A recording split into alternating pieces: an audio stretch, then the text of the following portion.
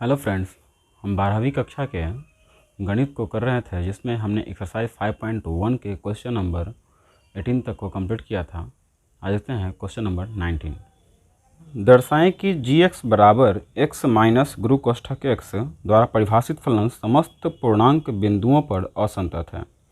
यहाँ गुरु कोष्ठक x जो है उस महत्तम पूर्णांक को निरूपित करता है जो x के बराबर या x से कम है। हमें जांच करना है कि एक फंक्शन हमें दिया है क्वेश्चन नंबर 19 में, इसमें g(x) बराबर कहा है g(x) इक्वल x माइनस गुरु कोष्ठक x।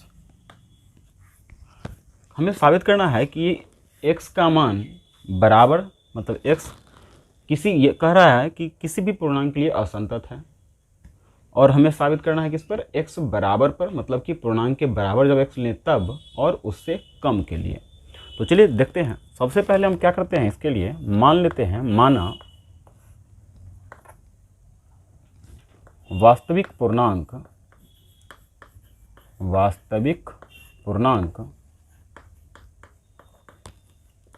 x equal 0। सबसे पहले हम इसके बारे में समझ लेते हैं महत्तम पूर्णांक फलन को। इसके बारे में हमने पहले भी समझा था। जो महत्तम पूर्णांक फलन ये होता है, इसको हम गुरु कोष्ठक में x से लिख करके सूचित करते हैं, और इसके मान में हमने कहा था कि जब भी इसका वैल्यू होगा मतलब इसका फंक्शन होगा, वह कोई ना कोई पूर्णांक ही होता था। तो या तो पूर्णांक 0 होगा, या -1 होगा, या -2 होगा, या 1 2 इस प्रकार से बढ़ते हुए ऊपर भी हो सकता है, नीचे भी हो सकता है, -3 -4 इस प्रकार से ऊपर भी 3 4 5 6 कुछ भी हो सकता है। तो यदि x बराबर 0 मतलब फंक्शन 0 कब होता है, तो इसका शर्त होता है यदि x का मान 0 या 0 से अधिक हो किंतु इसका अगला पूर्णांक 1 से कम हो, तो उस स्थिति में फंक्शन का मान होगा 0। फिर यदि x का मान -1 या -1 से अधिक हो किंतु अगला पूर्णांक 0 से कम हो तो फंक्शन होगा -1। उसी प्रकार इसको समझते हैं कि यदि x का मान 1 या 1 से अधिक हो किंतु अगला पूर्णांक 2 से कम हो तो फंक्शन का मान होगा 1। तो हम इसी के आधार पर समझते हैं। इसमें देखिए, सबसे पहले कि x बराबर हम 0 ले लें, वास्तविक पूर्णांक x बराबर हम मान लेते हैं a, मान लेते हैं 0 के a मान के चलते हैं।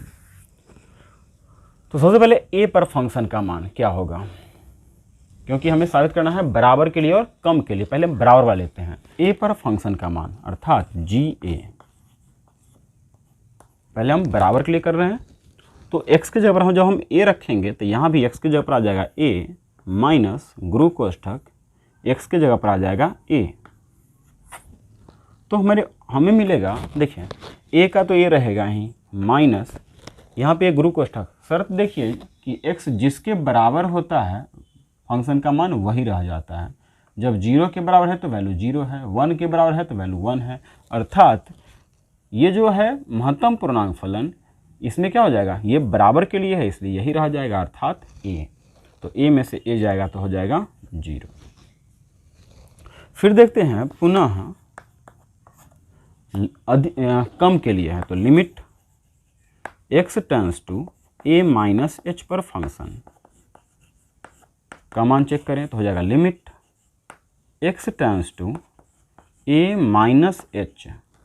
फंक्शन तो हमारा वही है गुरु कोष्ठक x माइनस गुरु कोष्ठक x। अब इसे हम यदि फिर से चेक करें तो हो जाएगा लिमिट h टेंड्स टू 0, क्योंकि हम x का यहाँ पे प्रयोग करने वाले हैं, तो यहाँ पर हो जाएगा h टेंड्स टू 0, x के जगह पर आ जाएगा a minus h, minus x के जगह पर गुरु कोष्ठक में a माइनस h। अब यदि देखें तो देखिए ये कम के लिए, a से कम के लिए, तो किसी भी पूर्णांक, देखिए पूर्णांक a क्या है, पूर्णांक है, पूर्णांक से कम कर रहे हैं, तो किसी भी पूर्णांक से यदि कम हो तो फंक्शन का मान इससे 1 घट जा रहा है। देखिए जब फंक्शन का मान 1 से कम होता है तो हो जाता है वैल्यू 0।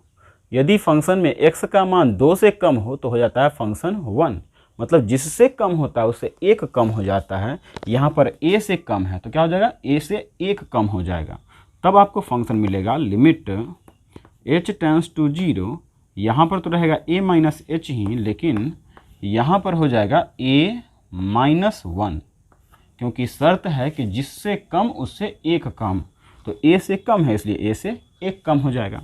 अब यदि हम लिमिट का प्रयोग करें तो हमें मिल जाएगा a minus 0 minus a minus minus plus 1, a से a यदि कैंसिल हो गया तो हमें मिलता है 1। तो अब देख सकते हैं बराबर के लिए फंक्शन का मान 0 था, लेकिन कम के लिए फंक्शन का मान 1 आ गया।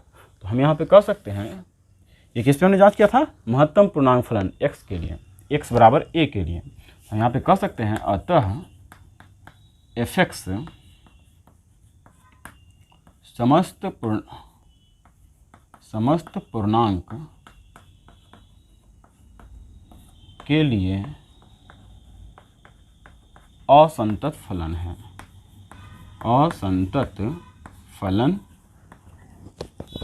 है। क्यों? क्योंकि हमने जिसे माना था वह एक पूर्णांक था, पूर्णांक पर हमने जांच किया तो ये आ गया असंतत। क्यों? क्योंकि दोनों बराबर नहीं। आप चाहें तो यहाँ पे लिख सकते हैं, चूंकि GA does not equal to limit x tends to a minus h पर फंक्शन का मान, ये दोनों बराबर नहीं है, इसलिए हम कह सकते हैं कि फंक्शन किसी भी पूर्णांक के लिए असंतत फलन है। अगला प्रश्न पूछा गया है 24।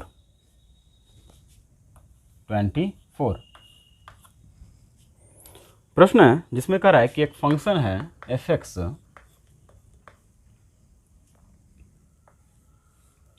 x स्क्वायर साइन 1/h, इसका शर्त है यदि x does not equal to 0, और दूसरा है 0 यदि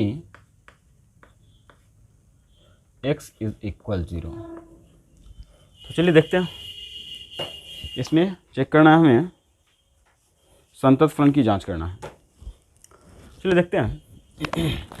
हमारे पास यदि इस फंक्शन को हम देखें तो हम कह सकते हैं कि देखिए इक्वल लगा हुआ है 0 के साथ, डज नॉट भी है 0 के साथ। डज नॉट का मतलब या तो x का मान 0 से बड़ा होगा या x का मान 0 से छोटा होगा। ठीक है, यदि इसे हम समझें तो हमारे पास एक बिंदु यहाँ पे मिलता है, x के साथ 0 लगा हुआ है, अर्थात बिंदु हमारे पास है 0 एक ठो। तो हम 0 पर जांच कर सकते हैं इसकी, मतलब जब x इक्वल 0, तो यदि 0 को लिया जाए तो उस समय हमें फंक्शन मिलता है fx इक्वल 0। यदि x बराबर 0 लें तो फंक्शन मिलता है 0। अब यदि हम 0 पर इसकी जांच करें तो f0 का मान हो जाएगा, x की जगह पे 0 रख रहे हैं तो इधर भी x होता तो x की जगह पे 0 रखते, लेकिन इधर में x नहीं है इसलिए रह जाएगा उतना ही। तो आप देख सकते हैं कि 0 पर फंक्शन का मान आ गया है 0।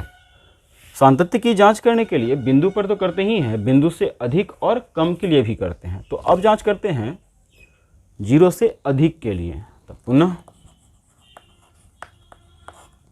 Limit x tends to 0 plus h पर फंक्शन का मान।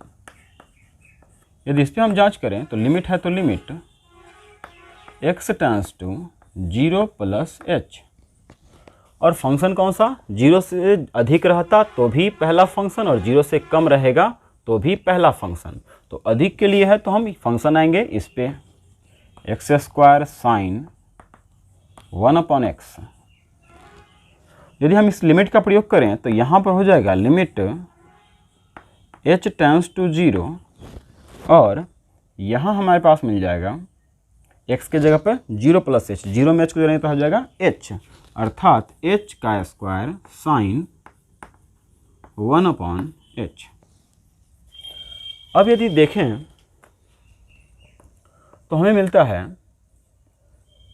h का, यदि अब यहाँ पे वैल्यू पुट कर दें तो हो जाएगा 0 का स्क्वायर, अर्थात 0 साइन 0 का स्क्वायर इंटू साइन 1/0। तो देखिए साइन के आगे ये जो है अपरिभाषित है, 1/0 है अपरिभाषित, तो हमें इससे मतलब नहीं है क्योंकि साइन कभी भी अपरिभाषित नहीं होता है, ये इसका एंगल है, ठीक है। लेकिन इसके साथ जो मल्टीप्लाई के फॉर्म में है 0, इससे जब गुना होगा तो ये टोटल के टोटल बन जाएगा 0, क्योंकि साइन क्या है, कुछ भी रहे एंगल, साइन का तो कुछ ना कुछ तो मान होगा ही होगा, क्योंकि साइन अपरिभाषित नहीं होता है। लेकिन इसके साथ जो गुना में 0 है, ये 0 का स्क्वायर अर्थात 0, तो इससे जब हम मल्टीप्लाई करेंगे तो टोटल बन जाएगा 0। तो आप देख सकते हैं कि बिंदु पर फंक्शन का मान और बिंदु से अधिक के लिए फंक्शन का मान दोनों हमारा बराबर हो चुका है। यदि हम कम की भी यदि बात करें, चलिए अब देखते हैं कम के लिए, पुनः तथा कर दीजिए, तथा limit x tends to 0 - h पर फंक्शन 0 से कम के लिए यदि बात करें तो फंक्शन तो हमारा वही रहेगा, क्योंकि डज नॉट इसमें लगा है। डज नॉट का मतलब 0 से अधिक भी हो सकता है, कम भी हो सकता है, तो ये हो जाएगा 0 x टेंड्स टू 0 - h, और 0 से कम के लिए फंक्शन है x² sin 1/x, अर्थात ये हो जाएगा लिमिट, यदि हम x का प्रयोग करें तो यहाँ आ जाएगा h टेंड्स टू 0 और यहाँ पे हो जाएगा -h का स्क्वायर, क्योंकि 0 - h अर्थात -h, तो -h का स्क्वायर और साइन 1/-h। फिर यदि आप लिमिट का प्रयोग करो तो लिमिट h टेंड्स टू 0 और ये बन जाएगा 0 का स्क्वायर अर्थात 0 साइन -1/0। फिर से वही बात है, साइन के साथ कुछ भी रहे, ये तो अपरिभाषित होने वाला है नहीं, लेकिन 0 से मल्टीप्लाई होने के कारण टोटल बन जाएगा 0।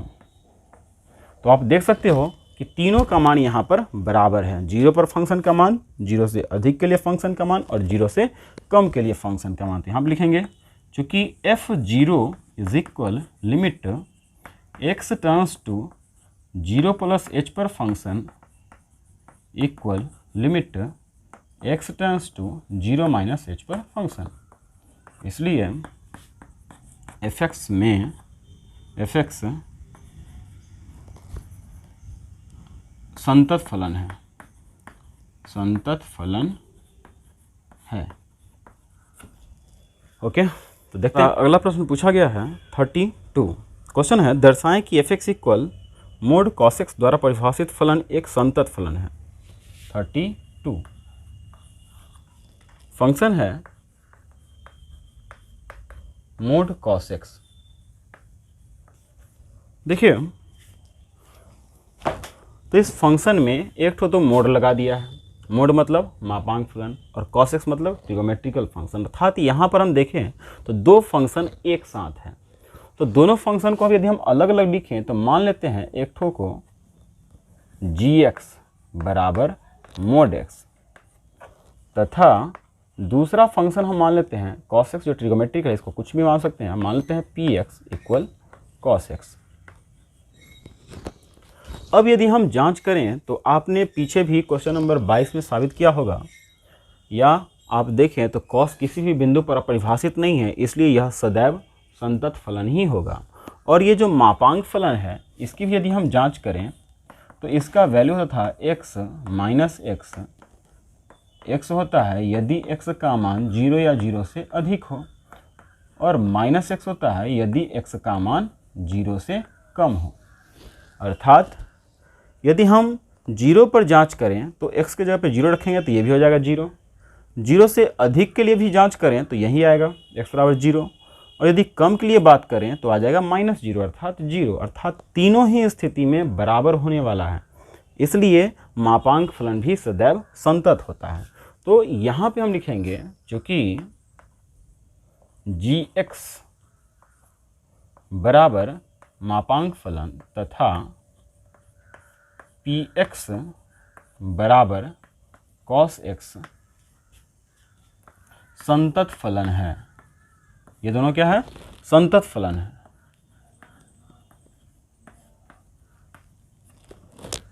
तथा दो संतत दो संतत फलन की संक्रिया सदैव संतत होती है, सदैव संतत होता है। दूगो संतत फलन को आप जोड़ दें, घटाएं, गुना करें या भाग करें, दूगो यदि संतत फलन है तो उसका जो संक्रिया होगी वह सदैव संतत होगा। ठीक है, इसलिए अब यदि हम दोनों को मिलाएं कहने का मतलब कि यदि हम x के जगह पर हम cos x रख दें तो हमारा ये प्रश्न मिल जाएगा। ठीक है, तो इसको इसमें रखना है, अर्थात g में x के जगह पे इसको रखने का मतलब कि px को रखना है, अर्थात g में x के जगह पर px को रखना है। और इसके बारे में आपने पढ़ा था गॉप x, ये बात आपने पढ़ा था एक्सरसाइज 1.3 में, जिसमें हमने पढ़ा था गॉफ और फॉक के बारे में। गॉफ के बारे में g o f x equal g into f x.